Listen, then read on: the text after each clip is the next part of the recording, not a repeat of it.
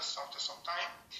We would definitely like to have him give us his contribution. आचार्य जी, आप अपने वक्तव्य को आप तैयार होकर के रखिएगा। साहिब सत्यनाम साहिब, बंदगी साहिब।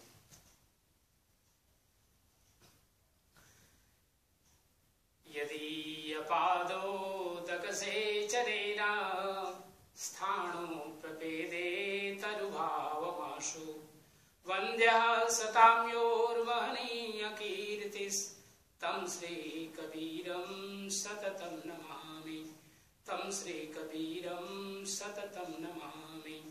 श्री सद्गुरुवे नमः। सोहम हंसा सद्गुरु शरणम। सभी को सादर साहिब बंदगी। कनाडा से इस सत्संग में हम सभी लोग जुड़े हुए हैं जूम के माध्यम से, और हम सब लोगों का सौभाग्य है यही बीच बीच में सत्संग के माध्यम से अपनी अंतर यात्रा में हम सब लोग पहुंचते हैं और अपने आत्म तत्व को स्पर्श करते हैं। विषय की ओर चलते हैं। आज का विषय बहुत ही सुंदर हमारे आदरणीय महंत श्री जय साहिब जी ने रखा है, भेदभाव, डिस्क्रिमिनेशन। ये शब्द अपने आप में कई अर्थों को समाये हुए हैं। भेद और भाव अलग अलग करें तो दोनों के अलग अलग अर्थ हैं, और दोनों को अगर मिला दें तो एक तीसरा अर्थ भी निकल आता है। तो एक एक करके चलते हैं। पहले भेद को लेते हैं। भेद का अर्थ होता है दो चीजों को अलग करना।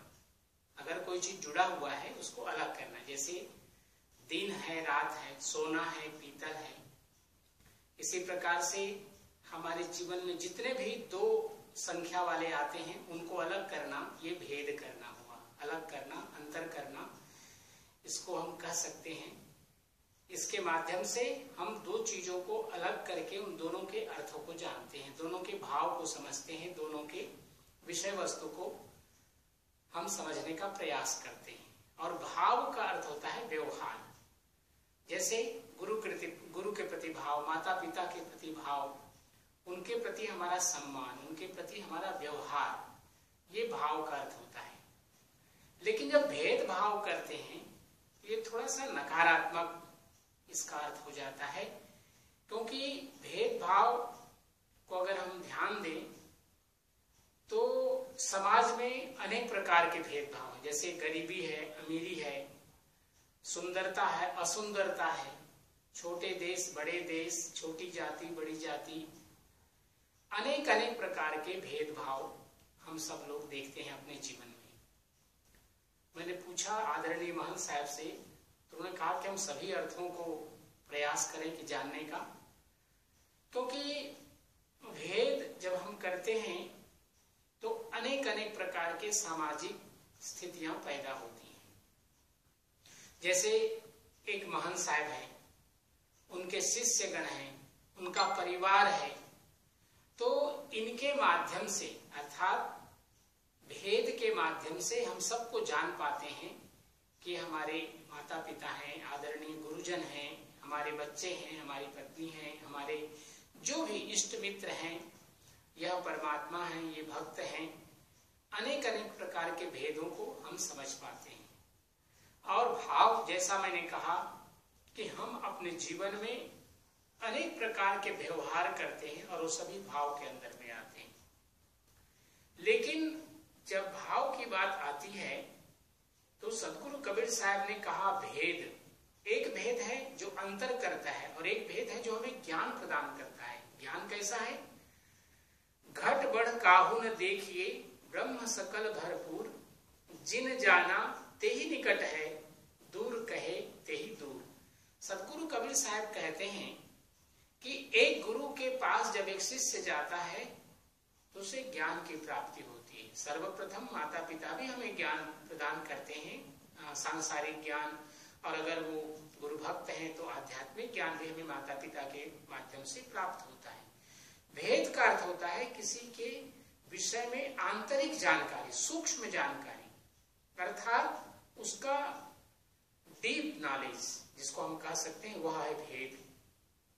सदगुरु कबीर साहब ने हमें सामाजिक ज्ञान दिया, आध्यात्मिक ज्ञान दिया और आत्मज्ञान दिया।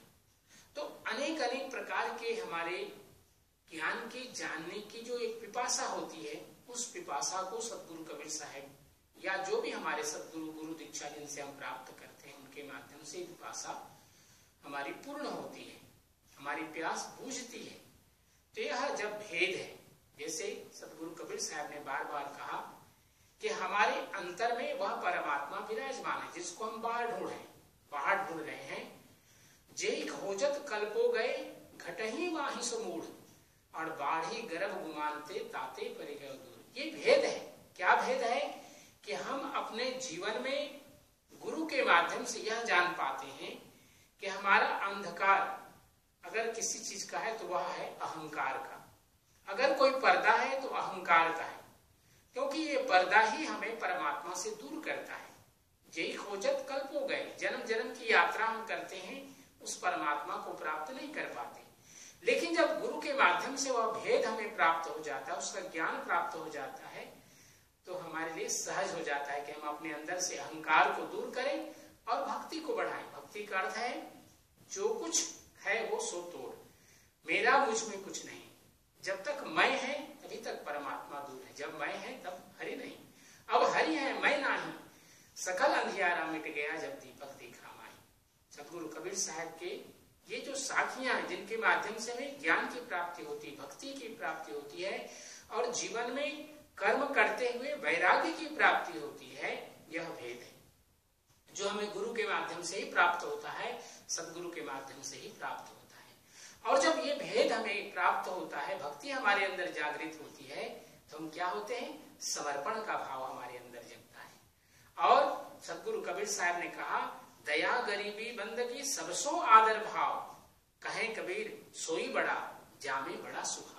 जिसके अंदर में सकारात्मक विचार हैं वही सबसे बड़ा संत है, और जिसके अंदर में सभी जीवों के प्रति दया है, संपत्ति रहते हुए भी अहंकार रहित है, वह व्यक्ति इस संसार में सबसे बड़ा संत है, सतगुरु कबीर साहब ने कहा। लेकिन जब भेदभाव की बात करते हैं तो भेदभाव में हमारे बहुत सी बातें आ जाती हैं, जिसमें सबसे प्रमुख बात आती है जातिवाद, जिसमें देशवाद भी हम कह सकते हैं कि बड़े देश का है, छोटे देश का है, या ये गरीब है या अमीर है, ये काला है ये गोरा है, ये धनवान है ये गरीब आदमी है। तो ये अनेक प्रकार के जो भेद हैं, इसके कारण हमारे जीवन में व्यवहार में इस प्रकार के बदलाव आ जाते हैं। सतगुरु कबीर साहब ने चारों वर्णों का जिस प्रकार से डिस्क्रिमिनेशन किया है, जिस प्रकार से एक परिभाषा दी है, बहुत ही सुंदर एक भजन, एक संक्षेप में मैं क्योंकि हिंदी में है उसका हम व्याख्या नहीं करेंगे, आप लोग सुनेंगे तो जान जाएंगे। सदगुरु चारों वर्ण विचारी, ब्राह्मण सोई जो ब्रह्म को जाने, पहिर जनेऊ विचारी, साधु में 100 गुण जाने, 9 गुण सो पहिरे ब्रह्मचारी, क्षत्रिय सोई जो पाप क्षय करई, बांध ज्ञान तलवारी, अंतर दिल में दाया राखे कबहु न आवै हारी, वैश्य सोई जो विषया त्यागे, त्याग दई पर नारी, ममता मारी के मंजन लावे, प्राण दान दे डारी, शूद्र सोई जो सुधी रही, छोड़ दे अपकारी, गुरु की दया साधु की संगति, तब पावे पद भारी। और सदगुरु कबीर साहब और अंत में कहते हैं, जो जन भजे सोई जन उबरे, का पुरुष का नारी, कहे कबीर सुनो भय साधो, नाम रहो नाम गयो संहारी। अर्थात हम अपने जीवन में ज्ञान को समझे, गुरु के माध्यम से भेदों को समझे जो हमारी आंतरिक यात्रा के हैं। जिस प्रकार से हमारे ब्रह्म निरूपण में शब्द श्रुत योग की साधना का भेद बतलाया गया गुरु के माध्यम से, कि उस सोहम की साधना हम करते हैं, सो विलय हो जाता है, अहम विलय हो जाता है, और अंत में जो एक अर्ध आकार है तो वह भी धीरे धीरे करके विलय हो जाता है, और हम निर्गुण निराकार के साक्षात्कार कर पाते हैं। तो यह जो भेद है, आंतरिक ज्ञान के जो सतगुरु कबीर साहब ने उपदेश दिया है, ये गुरु के माध्यम से हमें भेद प्राप्त होता है। लेकिन जीवन में यदि हम लोगों के साथ भेदभाव कर रहे हैं कि एक आदमी अमीर है उसके साथ हम सम्मान का भाव रखते हैं, और एक आदमी हमारे यहाँ घर में एक गरीब आदमी आया है उसके प्रति अपमान के एक शब्द हम उसके लिए बोल रहे हैं, तो इंटरनेट का कनेक्शन जी साहब जी, आपको आवाज आ रही है? हाँ, मुझे मिल रही है आपकी आवाज। आप तब आपके इंटरनेट मेरे तरफ से तो ठीक है साहब जी। तो ठीक है, मैं अपने इन्हीं विचारों के साथ अपने वाणी को मैं पूर्ण करता हूँ। सभी के लिए सादर साहे बंदगी, साहे बंदगी, साहे बंदगी। सभी के लिए मंगल कामना।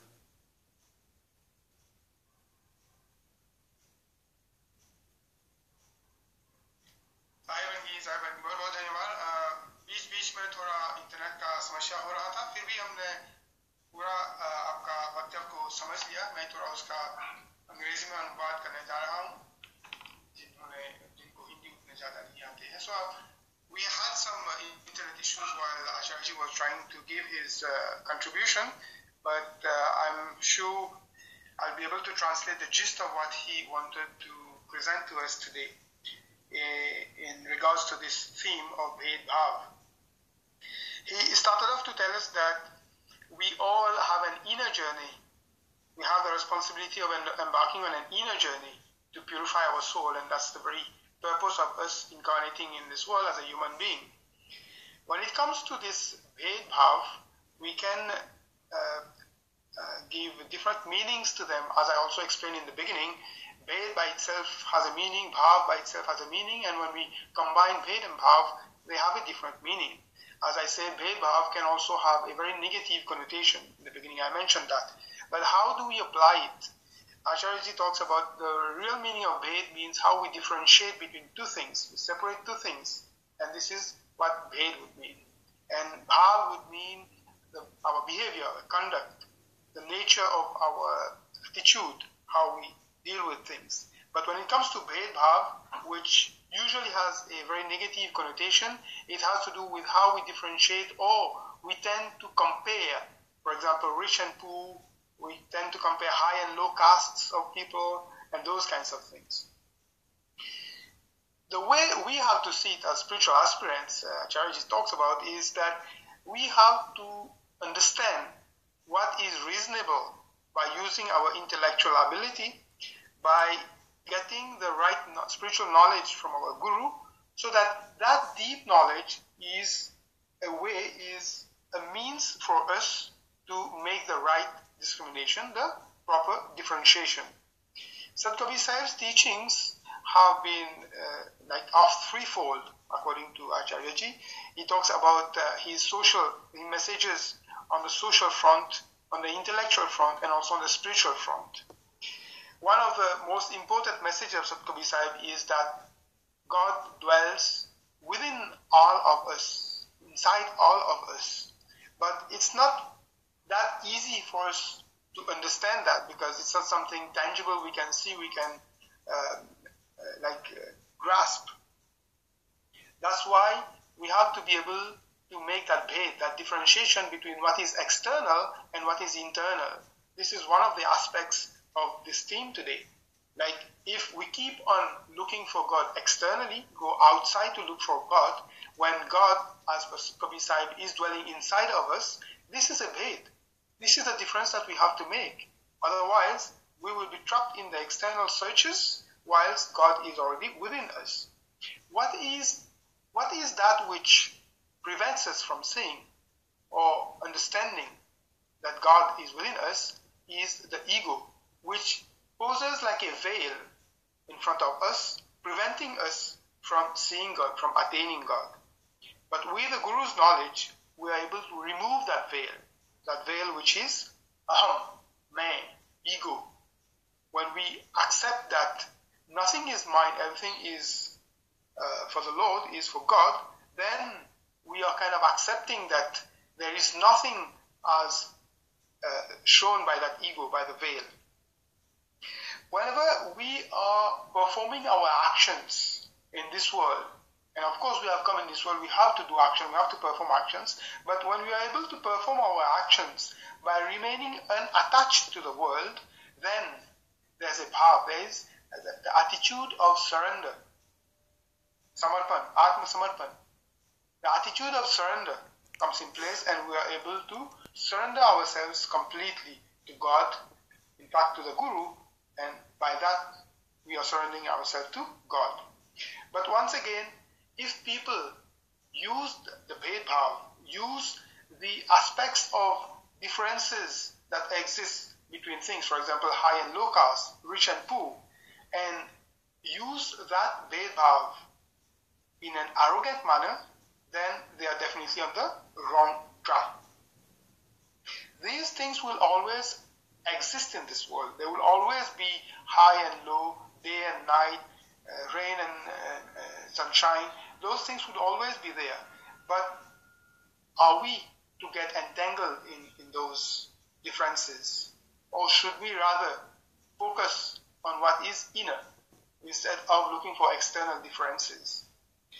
Acharya also talked about a bhajan where Sant Kabir Sahib is talking about how people have segmented mankind in different races, in different castes, and also have used lots of different aspects, for example, classes, rich and poor, statuses, positions, classify people according to their fame, how famous they are and how famous they are not.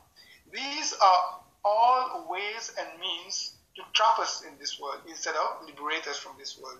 That's why Sahib says in the end of this bhajan that Jo jan bhaje, soi jan ubre. He who connects with God, bhaje means to sing the praises of God, connects with God, and he is the one who will be able to liberate himself. Naam gaho samhari. Immerse yourself in the name, in the holy name of God, because that's your only way of protecting yourself from all those negative discrimination that we see in this world. Unfortunately, at some point, Acharyaji's internet was not being fair to him, so we were not able to listen to maybe about 2 minutes of his pravachan, but I think we have been able to capture the gist of what he wanted to present today in respect of this theme that we're talking about. The most important thing that we retain from here is that if we just go by negatively discriminating between things or among things in this world, we will be on the wrong track. Instead of that, if we apply our intellectual ability to know which path we have to take, which in fact is the inner path, the inner journey, then only we will be able to reach or attain God, realize God. Thank you once again very much. आपको बहुत बहुत धन्यवाद आपने आज अपने समय को निकाल करके हमारे समक्ष में अपने वक्तव्य को रखा है. Thank you very much. I would now like to request